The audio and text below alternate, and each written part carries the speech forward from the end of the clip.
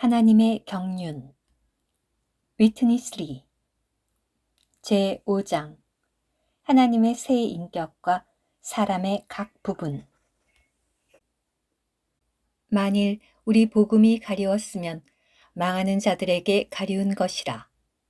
그 중에 이 세상 신이 믿지 아니하는 자들의 마음을 혼미케 하여 그리스도의 영광의 복음의 광채가 비추지 못하게 함이니, 그리스도는 하나님의 형상이니라. 우리가 우리를 전파하는 것이 아니라 오직 그리스도 예수의 주 되신 것과 또 예수를 위하여 우리가 너희의 종된 것을 전파함이라. 어두운 데서 빛이 비치리라 하시던 그 하나님께서 예수 그리스도의 얼굴에 있는 하나님의 영광을 아는 빛을 우리 마음에 비추셨느니라. 우리가 이 보배를 질그릇에 가졌으니 이는 능력의 심이 큰 것이 하나님께 있고 우리에게 있지 아니함을 알게 하려 함이라. 고린도후서 4장 3절에서 7절.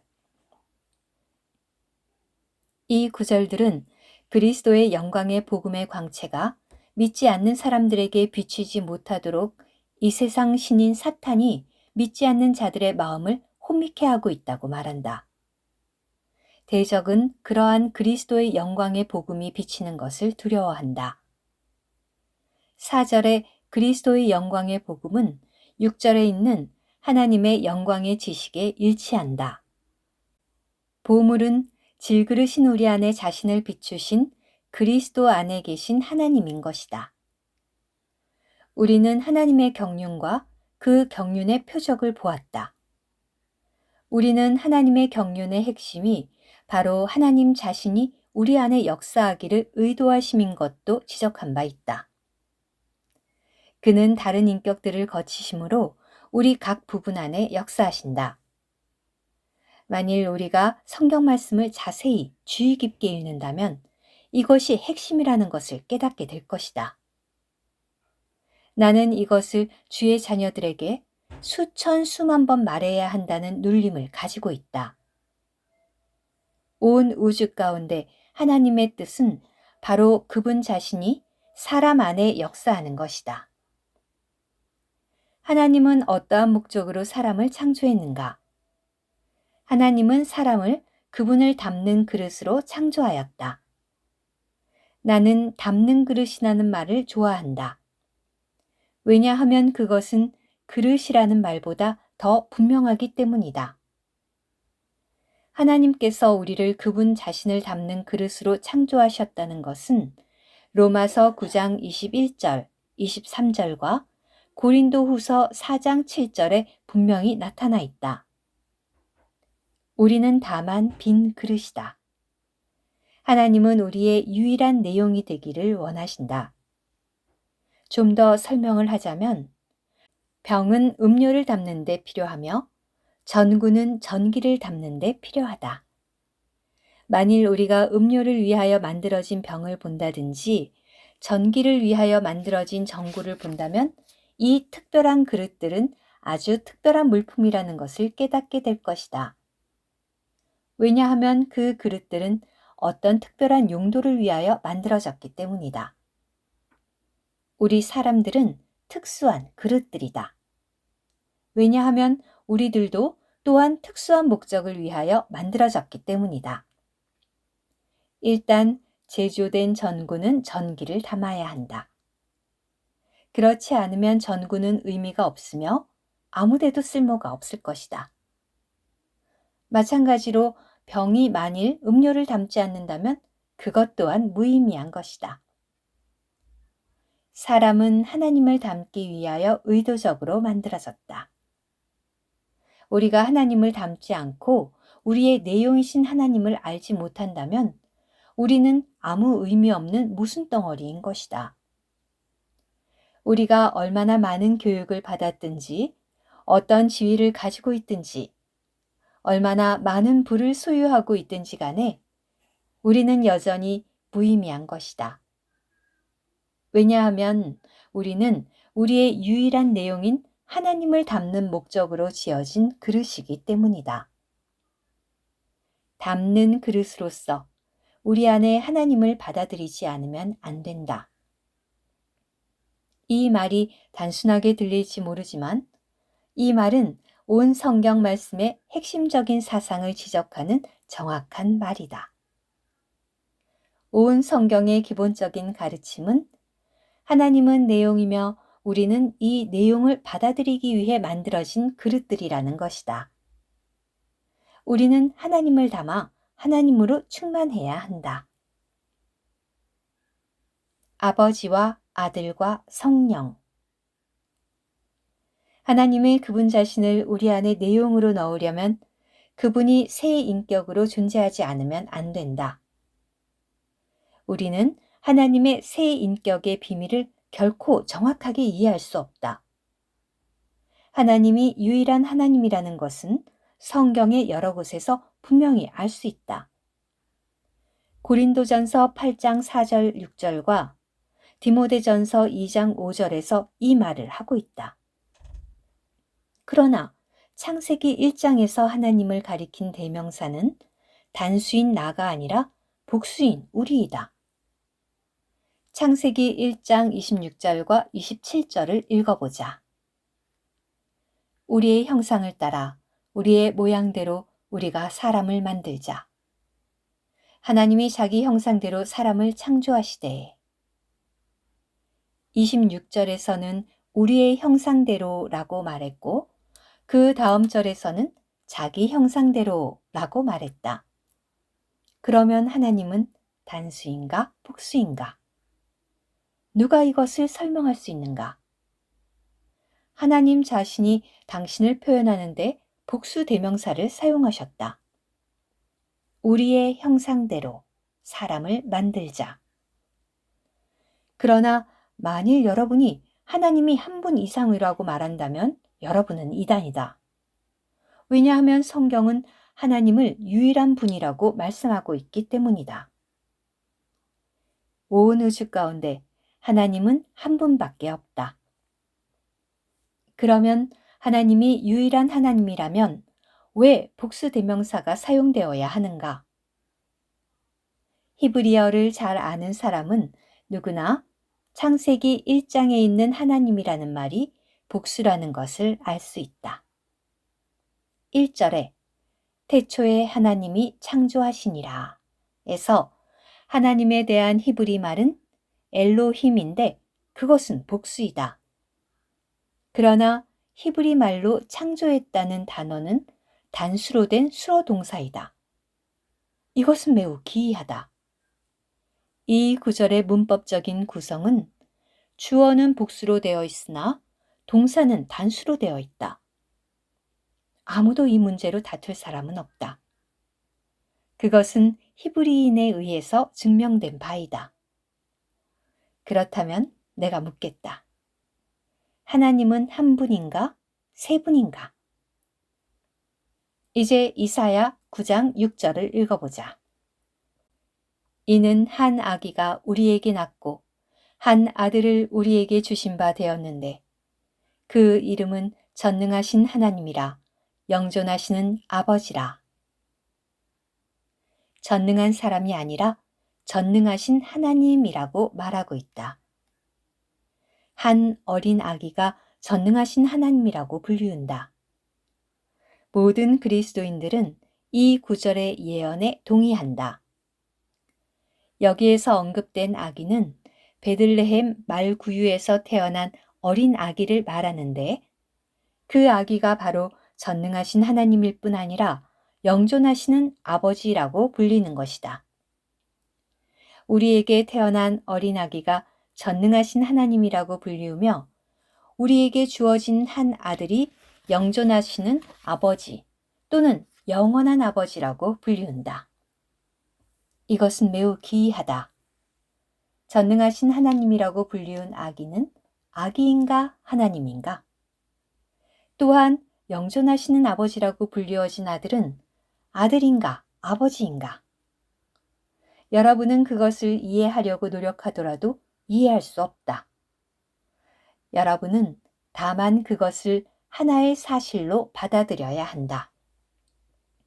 그렇지 않으면 여러분은 그 성경 말씀을 믿지 못하게 된다. 여러분이 성경 말씀의 권위를 믿는다면 전능하신 하나님으로 불리워진 아기가 전능하신 하나님이라는 사실과 아버지라고 불리워진 그 아들이 바로 아버지라는 사실을 받아들여야 한다. 만일 그 아기가 전능하신 하나님이 아니라면 어떻게 전능하신 하나님이라고 불리워질 수 있겠는가? 그리고 그 아들이 영존하시는 아버지가 아니라면 어떻게 영존하시는 아버지라고 불리워질 수 있겠는가? 그렇다면 우리는 얼마나 많은 아버지를 소유하고 있다는 말인가? 우리에게는 다만 한 하나님이 계신다. 왜냐하면 아기 예수는 전능하신 하나님이며 아들은 영존하시는 아버지이기 때문이다. 더구나 고린도후서 3장 17절에서는 이제 주는 그 영이시니 라고 되어 있다. 우리가 이해하는 바로는 주님은 바로 예수 그리스도라는 데에 일치한다. 그러나 그 말씀은 또 주님이 그 영이라고 말한다. 그 영은 누구인가? 우리는 그 영이 성령임에 틀림없다는 것을 인정해야 한다. 그러므로 아들은 아버지라고 불리워지고 주님이신 그 아들은 또한 그 영이시다. 이것은 아버지와 아들과 성령이 하나임을 의미한다. 하나님이 그의 경륜을 이루시는 것은 그분의 여러 인격들에 의하여 이루어지기 때문에 우리는 이 문제를 강조한다. 만일 이 여러 인격, 즉 아버지의 인격과 아들의 인격과 성령의 인격이 없다면 하나님은 결코 그분 자신을 우리 안에 넣을 수 없다. 마태복음 28장 19절에는 그러므로 너희는 가서 제자를 삼아 아버지와 아들과 성령의 이름으로 세례를 주고 라고 말씀하고 있다. 그 구절은 그들이 하나님의 한 인격의 이름으로 세례를 준다고 말하지 않는다. 또한 이름들로라고 말하지도 않고 아버지와 아들과 성령의 이름이라고 말하고 있다. 왜 우리는 아버지와 아들과 성령의 이름으로 세례받는 것이 필요한가? 헬라어 원어를 찾아본다면 흠정역에서 사용된 전치사 으로는 바로 전치사 안으로임을 발견하게 될 것이다. 그러므로 이름으로가 아니라 이름 안으로 세례를 주고 라고 읽혀진다. 똑같은 단어가 로마서 6장 3절에서도 사용되는데 그리스도 안으로 세례를 받아 라고 하는 것이 정확한 번역이다. 이 모든 것은 무엇을 의미하는가?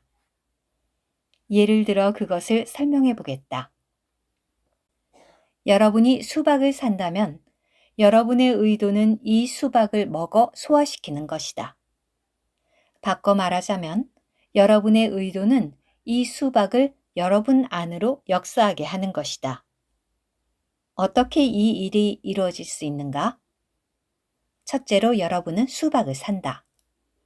둘째로 그것을 여러 쪽으로 자른다. 셋째로 이 수박이 여러분의 위로 들어가기 전에 즙이 될 때까지 씹는다. 수박이 조각들이 되고 조각들이 즙이 된다.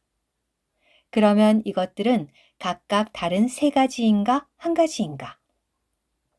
나는 이것이야말로 삼일성에 대한 가장 좋은 설명임을 확신한다. 대부분의 수박은 여러분의 위보다 더 크다. 여러분의 입은 아주 작고 여러분의 목구멍도 아주 가느다란데 어떻게 큰 수박을 삼킬 수 있는가? 그 수박은 여러분이 먹기에 알맞은 크기로 되기 위하여 조각조각 잘라져야 한다. 수박은 먹히자마자 즙이 된다. 그 조각들은 수박이 아닌가? 또 그 즙은 수박이 아닌가? 만일 그것들이 수박이 아니라고 말한다면 우리는 가장 무식한 사람일 것이다. 아버지는 온전한 수박으로 설명된다. 아들은 조각난 수박으로, 성령은 수박의 즙으로 설명되어진다. 이제 여러분은 요점을 알 수 있다. 아버지는 아버지일 뿐 아니라 아들도 된다. 그리고 아들은 아들일 뿐 아니라 성령이 되기도 한다. 바꿔 말하면 이 수박은 먹기 위한 조각도 되며 우리 안에 있는 즙도 된다. 그 수박은 먹혀진 후 없어진다. 본래 그 수박은 식탁 위에 있었지만 그것을 먹은 후에 그 수박은 온 가족 속에 있는 것이다. 요한복음 1장에서는 아버지가 계시고 그 다음 장들에서는 아버지의 표현인 아들이 있고 20장 22절에는 아들의 호흡이 되는 영이 있다. 이 복음은 아버지와 아들과 성령을 계시한다. 요한복음의 21장을 다 읽어보라. 태초에 말씀이 계시니라. 이 말씀이 하나님과 함께 계셨으니 이 말씀은 곧 하나님이시니라. 말씀이 육신이 되어 우리 가운데 거하심에 라고 말씀하시고 있다. 하나님 자신인 이 말씀이 어느 날 사람이 되셔서 우리와 함께 우리 안에 거한 것이 아니라 우리와 함께 거하셨다. 그때 그분은 33년 반 동안 이 땅 위에 사셨고 결국에는 죽으셨다가 다시 부활하셨다. 이것은 신비스럽고 기적적이고도 놀라운 일이다. 이것은 우리가 상상할 수도 없었던 일이다. 부활한 후 그는 밤에 부활된 몸으로 제자들에게 찾아오셨다. 모든 문은 닫혀 있었는데 그는 몸을 입고 들어오셔서 제자들에게 손과 옆구리를 보여주셨다. 우리는 이 일을 이해할 수 없다. 주님은 너무나도 신기한 기적적인 방법으로 오셨던 것이다. 그는 마지막으로 제자들에게 숨을 내쉬며 성령을 받으라고 말씀하셨다. 이 숨이 바로 수박의 즙과 같은 성령이다. 그때로부터 예수님은 어디에 계신다고 요한복음에서 말하고 있는가? 이 복음은 부활한 주님이 제자들에게 오신 후 하늘로 승천하신 것을 결코 언급하고 있지 않다. 그러면 요한복음의 끝부분에서 이 놀라운 분은 어디 계신가? 우리 안에 있는 수박처럼 주님은 호흡인 성령을 통해 제자들 안에 계신 것이다. 하나님의 경륜은 이 새 인격에 의하여 자신을 우리 안으로 역사하는 것이다. 하나님의 이 새 인격은 반드시 필요하다. 왜냐하면 이 새 인격이 없다면 결코 하나님이 우리 안으로 역사될 수 없기 때문이다. 그것은 마치 수박의 예와 같다. 수박이 조각조각 잘라져서 즙으로 받아들여지지 않으면 수박이 결코 우리 안에서 하나 될 수 없다. 하나님은 각각의 새 인격에 의해서만 우리 안에 연합될 수 있는 것이다. 생각과 마음과 형상. 이제는 우리 자신에게로 돌이켜서 담는 그릇인 우리가 어떠한지를 생각해 보자. 우리를 그렇게 단순하게 생각지 말라. 의사들은 사람의 몸이 매우 복잡 미묘하다고 말할 것이다. 사람은 음료를 담는 병처럼 단순한 그릇이 아니다. 하나님의 경륜의 표적에 명중하기 위하여 우리는 하나님의 새 인격뿐만 아니라 사람의 각 부분을 알지 않으면 안 된다. 하나님의 경륜은 그분 자신의 새 인격을 포함하고 있으며 하나님의 경륜의 표적은 우리 사람의 각 부분을 포함하고 있다. 우리 중 많은 사람들이 자동차를 운전한다. 그러나 그 자동차의 부품을 알지 못하면 자동차를 운전할 수가 없다. 적어도 운전을 위하여 필수적인 부분들을 알아야 한다. 예를 들어 브레이크, 기어, 점화장치 등과 같은 것은 알아둘 필요가 있다. 자동차의 각 부분을 알지 못하면 그것을 작동하는 방법을 모르게 된다. 마찬가지로 우리가 하나님을 닮는 길을 알려면 우리 사람의 각 부분을 알지 않으면 안 된다. 고린도후서 4장의 짧은 구절들에서 많은 부분들이 발견된다. 4절에서는 생각이 있고 6절에서는 마음이 있다. 적어도 두 부분, 즉 생각과 마음을 이 구절에서 찾을 수 있다. 여러분은 그리스도인이 된 지 여러 해가 되었는지 몰라도 바로 이 시간까지 생각과 마음의 차이를 알지 못하고 있을 것이다. 우리는 생각이 대적에 의하여 혼미케 될 수 있고 마음이 하나님의 빛에 의하여 밝아질 수 있다는 것을 읽었다. 이 세상 신은 믿지 않는 자의 마음을 혼미케 하지만 하나님은 믿는 자들의 마음에 하나님의 빛을 비추신다. 아마 여러분은 그 말씀의 일부를 이해했다고 생각했을지 모르지만 거기에 사람의 두 부분이 있다는 것은 결코 생각하지 못했을 것이다. 성경 말씀으로 생각과 마음을 정리하기 전에 카메라를 예로 들어 설명해 보겠다.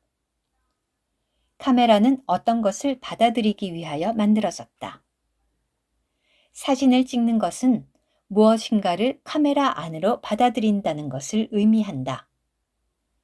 나는 동경을 방문했을 때 동경을 담기 위해 카메라를 사용한 바 있다.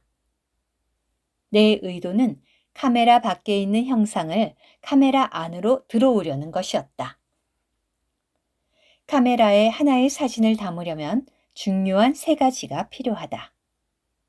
그것은 바깥의 렌즈와 안의 필름과 빛이다.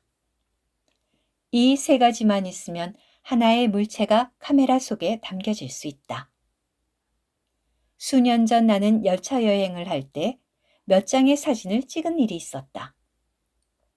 그 필름을 현상해 보니 그중 여러 개에 아무것도 찍혀 있지 않았다. 웬일이었을까? 사진 찍을 때 너무나 서둘러서 렌즈의 뚜껑 여는 일을 잊었던 것이다. 렌즈는 덮개에 의해서 닫혀 있던 것이다. 많은 경우 우리는 믿지 않는 사람이 복음을 들으러 왔을 때, 오늘 밤에는 이 사람이 틀림없이 구원을 받을 거야 라고 생각한다. 그러나 결과는 아무것도 없다. 하나님의 대적이 그의 생각을 가렸던 것이다. 생각은 이해하는 기관인데 사탄이 복음 듣는 사람의 이해력을 어둡게 만들었던 것이다. 그 말씀이 아무리 좋더라도, 그가 아무리 많이 들었더라도 그의 이해력이 어둡게 되거나 가려진 것이다. 그의 생각은 여전히 텅 빈 채로 그 속에는 아무것도 들어온 것이 없었다.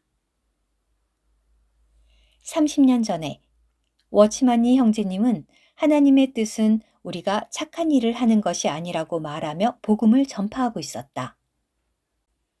선은 하나님께는 아무런 의미가 없다는 점을 형제님은 매우 강조했으므로 그 사실이 아주 분명했다.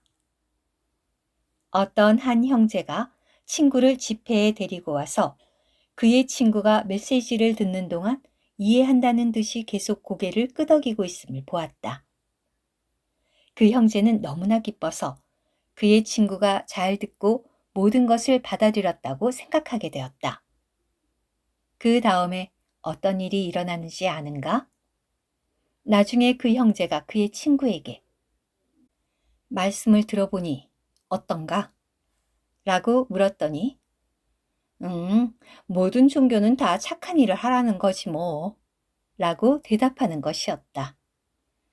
그러나 네 형제님은 하나님께서는 결코 사람에게 선을 행하라고 요구하시지 않는다는 것을 아주 분명하게 말씀하셨던 것이다. 이 사람의 대답은 그의 생각이 대적에 의해 가려워졌다는 것을 나타내고 있다. 하나님께 이 세상 신을 묶으사 말씀을 전하는 동안 혼미케 하는 역사를 묶어달라고 하는 기도가 더 많이 필요한 것이다. 이것은 다만 렌즈의 덮개를 벗기는 것을 의미하는 것이다. 렌즈의 덮개를 벗긴 다음에는 좋은 필름을 사용해야 한다. 알맞은 필름을 사용하지 않는다면 렌즈가 좋더라도 사진이 나오지 않을 것이다. 맞지 않는 필름을 사용하면 올바른 사진을 만들 수 없다. 그 필름은 우리의 마음을 나타낸다. 생각은 렌즈와 같고 마음은 필름과 같다. 그러므로 우리의 마음은 적당히 조정되어야 한다. 우리에게는 렌즈도 필요하고 필름도 필요하다. 이해하는 생각도 필요하고 받아들이는 마음도 필요하다. 마음은 순수하고 깨끗하며 올바르게 조정되어야 한다. 그러나 렌즈와 필름이 있다 하더라도 빛이 또한 필요하다. 렌즈를 통하여 필름에 비칠 빛이 필요하다. 하나님의 영광의 거룩한 광채가 그리스도의 형상과 모양을 넣어주기 위해 우리에게 비친다. 바로 이 그리스도의 형상이 질그릇 속에 있는 보화인 것이다. 이 설명을 통하여 우리의 생각과 마음을 다루는 방법을 깨달을 수 있다. 그것은 바로 카메라와 똑같다. 렌즈를 조정하고 필름을 사용하는 방법을 알아야 한다. 만일 렌즈와 필름을 다루는 방법을 모른다면 결코 좋은 사진을 찍지 못할 것이다. 영적 경험은 사진을 찍는 것과 똑같다. 우리 자신들은 카메라이며 사진인 그리스도 안에 계시는 하나님을 받아들이기 위해 카메라 사용법을 배워야 한다. 많은 그리스도인들이 그들의 생각과 마음을 조종하는 법을 모른다는 것은 심히 유감스러운 일이다. 사실상 그들은 그들 자신이 카메라인 것조차도 모르고 있는 것이다.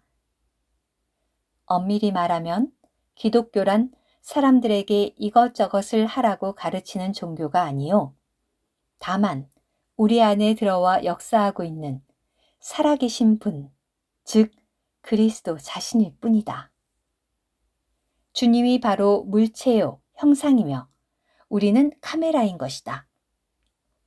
물체이신 주님이 렌즈를 통해 필름의 거룩한 빛을 비추심으로써 우리 속에 들어와 연합되어야 한다. 매일매일, 순간순간 우리 마음의 그리스도를 받기 위해 생각의 이해를 통하여 그리스도의 형상을 더 많이 비칠 거룩한 빛이 필요하다.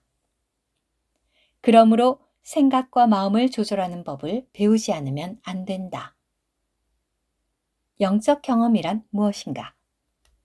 그것은 다만 카메라인 우리 안에 받아들여 영적 필름 위에 찍혀진 그리스도의 사진일 뿐이다. 어떤 그리스도인들의 렌즈는 거의 언제나 덮여 있으며 필름은 보통 부적당하게 조정되어 있다. 여러분이 그들의 필름을 본다면 거기에는 사진이 없다. 필름의 모든 사진은 텅 비어 있다. 왜냐하면 거기에는 그리스도의 체험이 전혀 없기 때문이다.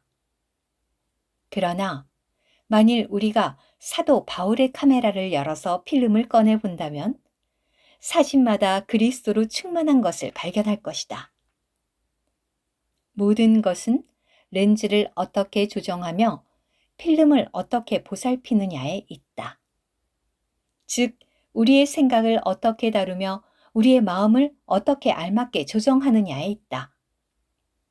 이것을 잘하면 하나님의 거룩한 빛이 우리에게 비칠 때마다 우리에게 그리스도의 형상이 비춰질 것이고 우리는 아름다운 그리스도의 사진을 갖게 될 것이다. 이것이 바로 그의 표적이 있는 하나님의 경륜이다. 이제 우리의 각 부분을 아는 것이 얼마나 중요한지를 보았다. 우리는 각 부분에 하나님을 담기 위하여 만들어졌다. 생각과 마음 외에도 그 모든 것을 다 알기 위해 계속 나가야 한다. 다음 장에서는 각 부분을 자세히 생각해 본 후에 그 기능과 법을 알아보겠다.